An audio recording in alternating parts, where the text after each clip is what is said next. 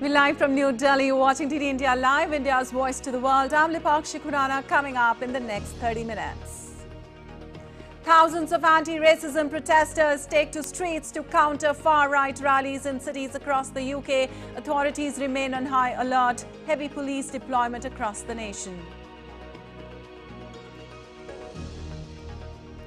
In Bangladesh, the interim government headed by Mohammad Yunus to take oath today. India's border security force reviews security situation and operational preparedness along the Bangladesh border. Fears of a wider conflict in West Asia linger on as many nations issue alerts for Iran-Lebanon airspace. Canada decides to pull children of diplomats out of Israel. Reserve Bank of India keeps benchmark interest rate unchanged for 9th time in a row at 6.5%. Forex reserves touch record high of $675 billion as of August 2nd.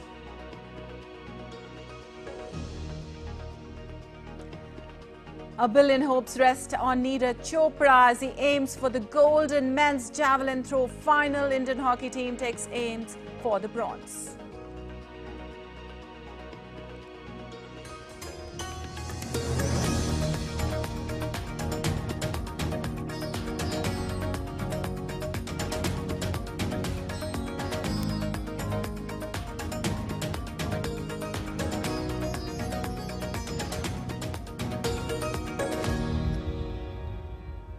And now to all the details. After concluding a successful visit to Fiji, India's President Draupadi Murmu is visiting Wellington, the capital city of New Zealand, on the second leg of a three-nation visit. On her arrival, President Murmu was accorded a traditional welcome in line with Maori traditions at Wellington. She was invited for the Hongi tradition, which includes clasping of hands. She also received the Royal Guard of Honour by a tri-service contingent of 100 New Zealand soldiers.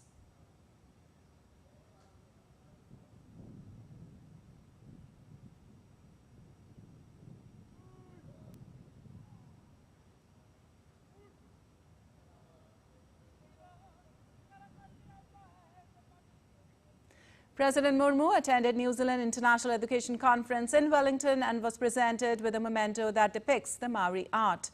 Addressing the conference, President highlighted that India has made notable progress in the field of education, and exchanges with New Zealand will further boost ties between the two nations.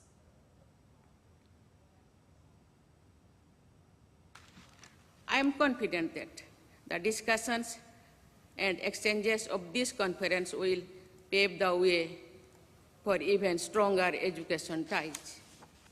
Heartfelt gratitude to Education New Zealand and to the Government of New Zealand for honoring India in such a special way.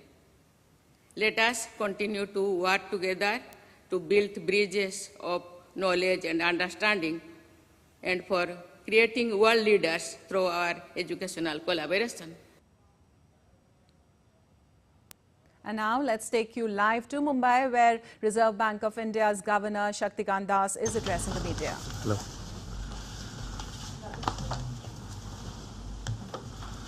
Okay, so we can start. Hello and good afternoon.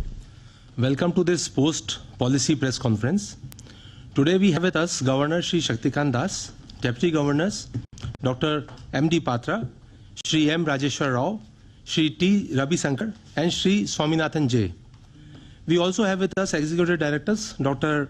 O.P. Mal and Dr. Rajiv Ranjan, and also some other colleagues from Reserve Bank.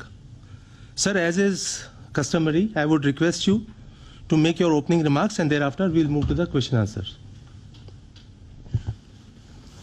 Good morning and namaskar to all of you once again. I have 7 points which are primarily drawn from the statement which I have already made, and they are very brief. 1. Domestic economic growth is resilient. Number 2.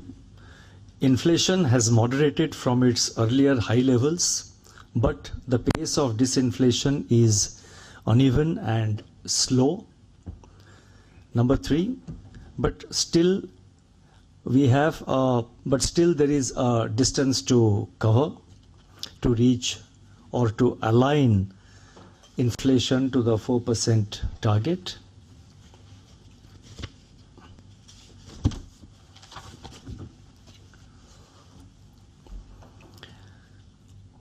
Four, the financial sector is stable with well-capitalized and unclogged balance sheet. 5, India has enhanced its resilience against spillovers from external shocks. 6, foreign exchange reserves have reached a historical high of $675 billion. 7, Reserve is committed to ensure orderly evolution of financial markets, which are in, that is regulatory, orderly evolution of financial markets in its regulatory domain. I read this point again. Reserve Bank remains committed to ensure orderly evolution of financial markets in its regulatory domain. Thank you. Thank you, sir. Before we start, I will request the media friends present here to please wait for your turn. Also, please restrict to one question per person so everybody gets an equal chance. If time permits, we can consider other. Sir, there are 24 participants from media today, and with your permission, I'll call out their names. So we'll start with Ms. Lata Venkatesh from CNBC. Before that, I just want to make one point. The second point actually, I just want to rephrase it, what I had said. It should read as follows, that inflation is moderating, but the pace of disinflation is uneven and slow. I said that it has, earlier I said it has moderated from its high levels, but I have actually, the wording should be, inflation is moderating, but the pace of disinflation is uneven and slow.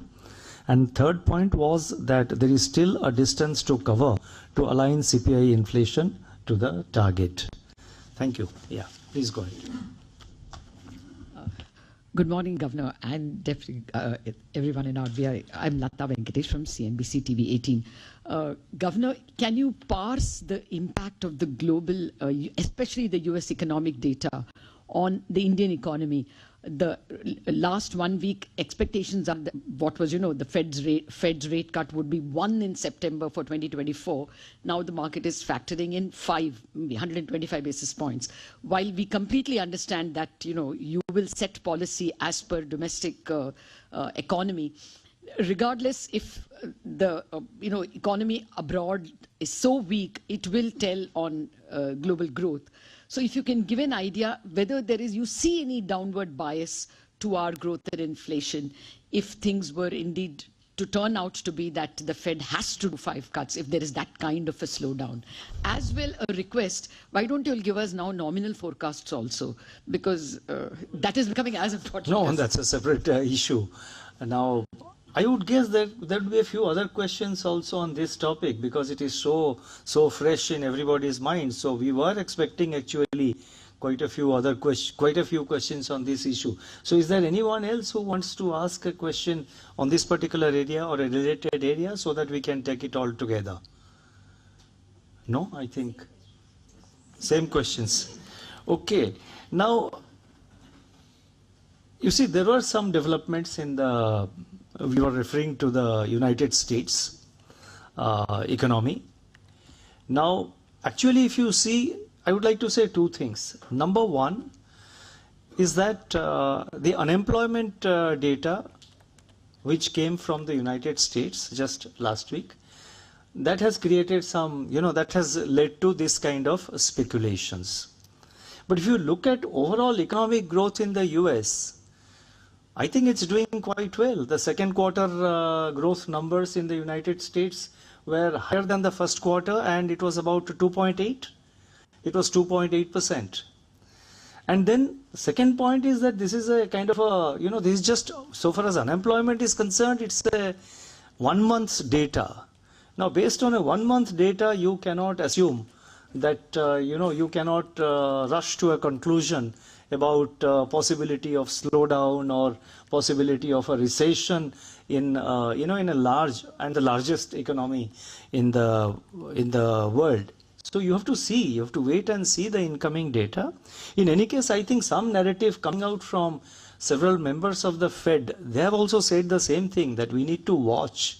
So therefore, I think it would be sort of, I would say at this point of time, it would be premature to talk about a recession in the United States, but I'm not holding a brief for the US, and all that I would like to say from the perspective, from the point of view of the Reserve Bank, is that we will be watchful of all incoming data from domestic as well as in this case from external sources, and we will deal with all emerging situations.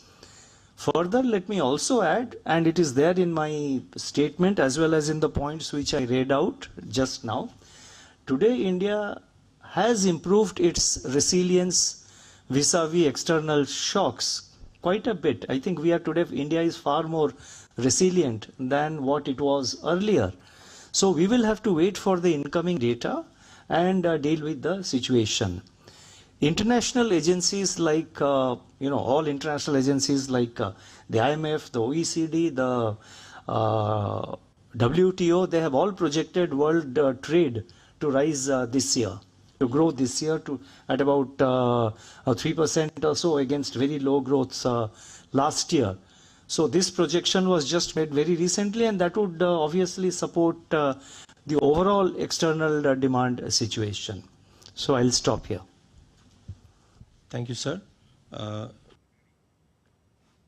All right, we were watching live from Mumbai, where RBI Governor Shaktikanta was addressing the media. He also repeated the main outlines of the RBI monetary policy today. He said inflation is moderate and no change in policy rates and stance.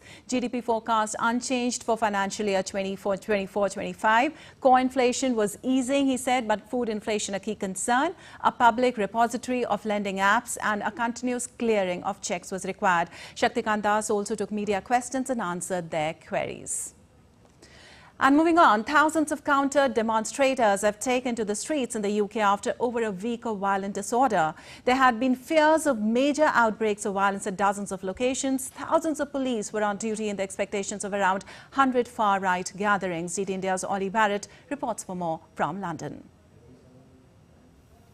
In many British towns and cities, there seem to be many more counter-demonstrators on the street than some of those members of the far right that had been expected by officials. Officials had been suggesting there could be as many as 100 far-right gatherings up and down the country, targeting potentially some sites that were listed on the internet, such as immigration and asylum-linked charities and organisations and legal services that were offered to people seeking asylum. In the event, it did seem that there were many more counter-demonstrators out who were saying that they were there to show that they are anti-racist and anti-fascist, and many of them held signs saying things like refugees are welcome. Before the expected protests and gatherings, the Deputy Prime Minister Angela Rayner had warned against further violence, and she had said that if anyone was taking part in disorder, they should expect the full force of the law to be directed against them. The government will hope that some of the custodial sentences that have been handed out in the last 24 hours, including a 3-year prison sentence for one man convicted of attacking a police officer during disorder, the government will hope that that is now starting to act as a deterrent, but they will also remain on high alert in the days ahead. Ollie Barrett in London reporting for DD India. Well, in Bangladesh, the interim government headed by Nobel laureate Professor Muhammad Yunus will take oath on Thursday. The Nobel Peace Laureate boarded a flight from Paris on Wednesday to return home. Yunus' return comes as he is set to take on a significant role as head of the interim government following a meeting with President Mohammad Shahabuddin. 84-year-old Yunus was picked by President Mohammad Shahabuddin to lead the new interim government, a key demand of student demonstrators. And India is keeping a close watch on Bangladesh's situation. Director General of Border Security Force Daljeet Singh Chaudhary on Wednesday reviewed the security and operational preparedness of the paramilitary force along the Bangladesh border in Agartala. Director General of Tripura Police and DG Intelligence also attended the review meeting.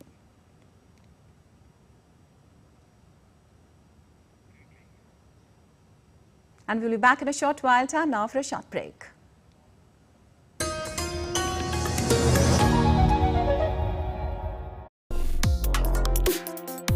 Complex issues, hidden agendas, twists and turns, strategic games. We think all dots are linked. We just need to connect them. Join me every week as I connect the dots to unravel hidden designs in statecraft, mysteries, and decode issues that matter to you. Watch Connecting the Dots with me at these times on DD India.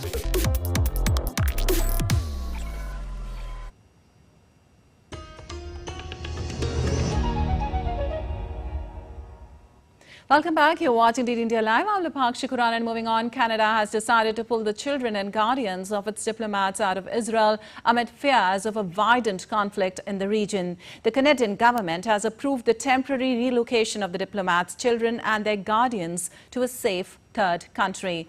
Canada on Saturday warned citizens to avoid all travel to Israel, citing the ongoing regional conflict and unpredictable security situation. It also urges its citizens to not travel to Gaza and the West Bank. The Canadian embassies in Tel Aviv and Beirut and the representative's office to the Palestinian Authority in the West Bank will remain fully operational and continue to provide essential services to Canadians living there. And Egypt instructed all of its airlines to avoid Iranian airspace for 3 hours on Thursday amid rising tensions between Israel and Iran. The instruction was in effect from 0100 to 400 GMT on Thursday morning. Egypt's Civil Aviation Ministry in a statement confirmed that the notice was intended to reduce flight safety risks in light of a notification it received from Iranian authorities that military exercises will be conducted on August 7th and 8th. Britain has also issued an advisory to its airlines to avoid Lebanon's airspace, while Singapore Airlines stopped flying through Iranian airspace since last Friday.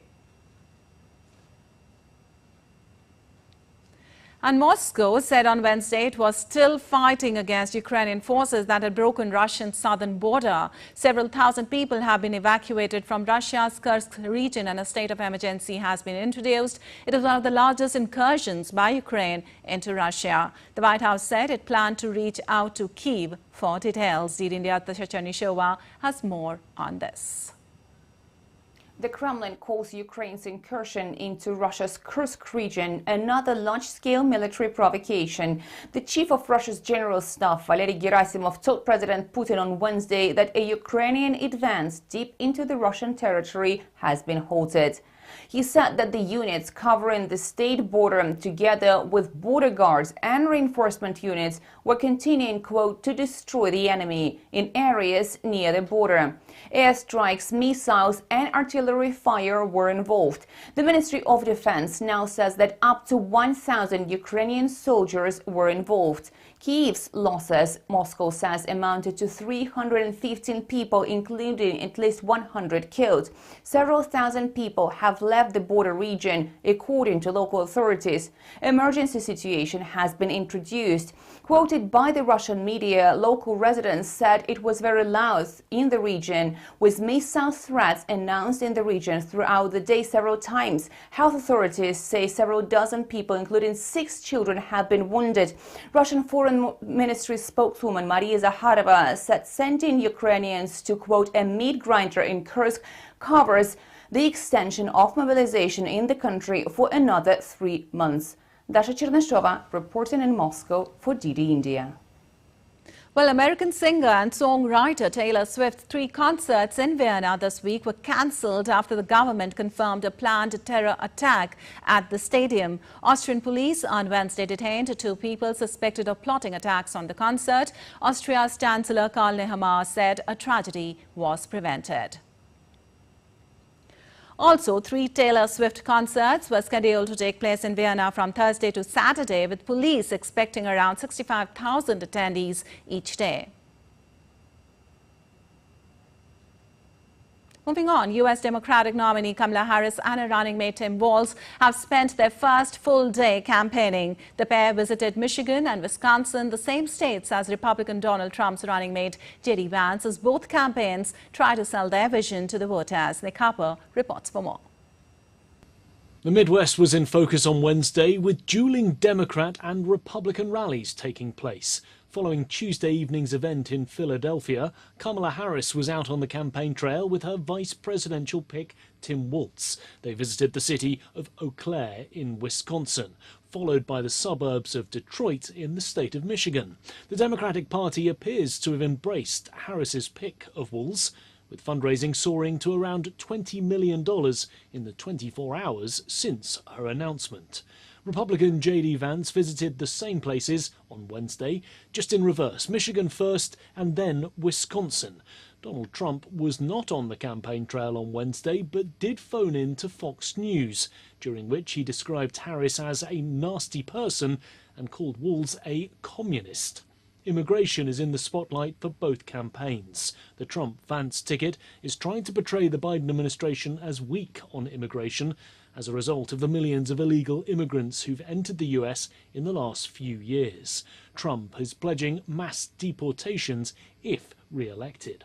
Harris, though, is promising to bring back the border security bill that Donald Trump scrapped while president. Now, more than 20 states in our country have a Trump abortion ban, many with no exceptions even for rape and incest. And if he wins, we all know he will sign a national abortion ban to outlaw abortion in every state, even in Wisconsin. But we are not going to let that happen because we trust women. And when I am President of the United States and when Congress passes a bill to restore the protections of Roe v. Wade, I will sign it into law. Meanwhile, new polling shows Harris has received a boost in support from black voters across the country, while Trump has picked up more white voters. Tropical Storm Debbie has scuppered plans for both the Trump and Harris campaigns to hold events in North Carolina later on Thursday. Those have been cancelled due to extreme weather and torrential rain. In Washington, I'm Nick Harper, reporting for DD India. An update on Tropical Storm Debbie now. It is back over the Atlantic, where it is regaining strength and lashing the coast of the southeast U.S. The storm is expected to make a second landfall on Thursday on the South Carolina coast. At least 6 people have died in Florida and Georgia following the storm, which hit Florida's Gulf Coast on Monday as a Category 1 storm. Governors in the Carolinas, Florida and Georgia have declared a state of emergency. The storm has caused widespread flooding, washing out streets and inundating homes across the region. For the next couple of days, the storm is forecast to dump prolific amounts of rain and bring life-threatening flooding along its path. Debbie has already turned roads into rivers and swamped homes. And now for all the updates from Paris Olympics 2024. Well, today it is going to be a special day for India as Tokyo Olympics gold medalist Neeraj Chopra will compete in the men's javelin throw final. Chopra aims to make history at the Paris Olympics. If he secures a gold medal or any medal, he'll become one of the most decorated Indians in individual Olympic sports. Chopra stormed into the men's javelin throw final after he produced a 89.34 meters throw on his very first attempt to breach the direct qualification standard of 84 meters. In addition to Chopra, there are high hopes from the Indian men's hockey team, which will take on Spain in the bronze medal playoff. India lost to Germany in semi-finals, though.